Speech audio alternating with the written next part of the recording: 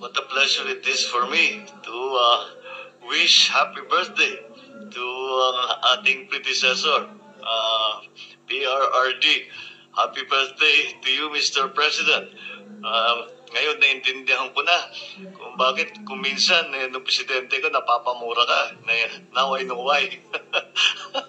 Pero huwag niyong inaalala. Lahat ng magandang sinimulan ninyo, we will continue to work on it. We will continue to make sure that those projects that you started will be successful.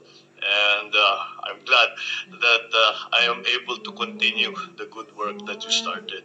And so, I don't know kung makapag-relax ka because after a lifetime of work, I don't know if you still know how to take it easy. But if you got the chance, please have a good celebration. Happy birthday, PRRD.